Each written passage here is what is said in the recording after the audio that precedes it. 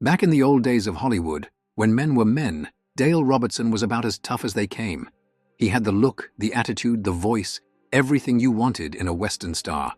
But if there was one thing he wasn't, it was quiet.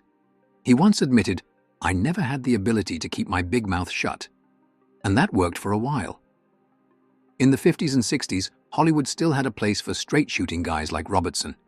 But times changed, the industry moved on, and Robertson mostly stuck to TV. Hollywood just didn't need guys like him anymore. But if you go back and watch his westerns, you'll see exactly why he was such a big deal. He was great in them. So let's get into it. These are 5 Dale Robertson westerns still worth watching, even 70 years later.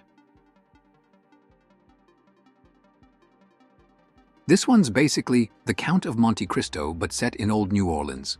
Dale Robertson plays Vance Colby, an army captain who gets discharged, comes home, and finds out his father was murdered in a rigged card game by 3 local aristocrats. So, naturally, he sets out for revenge. Robertson always said this was his favorite movie he ever made. The movie itself is classic Technicolor adventure. Plenty of humor, plenty of action, and a lot of single combat, whether it's with pistols, swords, or just straight-up fistfights. And the best part, Robertson actually did all his own fight scenes. He was great with the physicality, and it shows. The whole thing builds up to a big, satisfying ending where evil is punished and the good guys win. This one's a little different. First off, it's not a Technicolor epic, it's black and white, but it does have a great cast. You've got Rory Calhoun as the sheriff, Dale Robertson as a stagecoach guard looking for revenge, and Robert Wagner as the young kid trying to prove himself. Overall, this is one of those overlooked gems. It's only 73 minutes, but the pacing is tight. The action never slows down, and the script is actually pretty sharp. Even the dialogue feels a step above your average B-Western.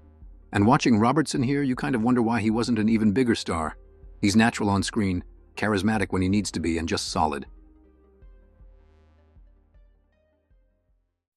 This was Dale Robertson's first top-billed role, and it's one of those underrated westerns that's been mostly forgotten, which is a shame because it's good.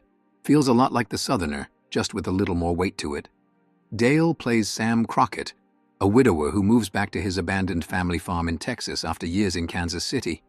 He's got his 2 kids with him, plus his father, played by Walter Brennan, who, by the way, steals the movie. He's out there grumbling, throwing out that classic down-home wisdom, even stirring up trouble by illegally hunting on the neighbor's land. What's interesting about this one is that it's technically a western, but it's set in modern times. Jeeps, trucks, trailers. And yet, somehow it feels like it takes place 50 years earlier.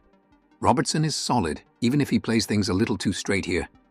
The cinematography by Lucien Ballard isn't quite up to his usual standard, but overall, this is a solid, well-crafted western. Dale Robertson plays a gunslinger who rides into a nice, peaceful little town and just destroys it. He somehow manages to turn these God-fearing, law-abiding people into a bunch of bitter, scheming, sinning lunatics. And the town marshal completely powerless to stop it. This is one of those B-Westerns that punches way above its weight. With Dale Robertson and Jock Mahoney bringing some of the best good guy against bad guy tension you'll find in a 50s Western. You could have swapped Robertson out for Audie Murphy, and it would have played just as well. Feels a lot like No Name on the Bullet, but with a slightly different moral angle. On the surface, it looks like your standard Indians attack a stagecoach western, but there's way more going on underneath. It's tense, it's sharp, and it's got some unexpected layers to it. The setup is simple. A group of strangers is trapped together trying to survive. Dale Robertson leads the cast alongside Linda Darnell, and the 2 of them have really good chemistry here. Then you've got Ward Bond, who's always great, bringing some real emotional weight. This movie was shot in true color, which gives everything this hyper-saturated, surreal look. One thing that might throw people off, early on, it really leans into the Indians as villains trope. But by the end, it actually turns that idea on its head in a way that was pretty rare for the time. Overall, it's just a strange, fascinating little western. Not a masterpiece, but way more interesting than it gets credit for.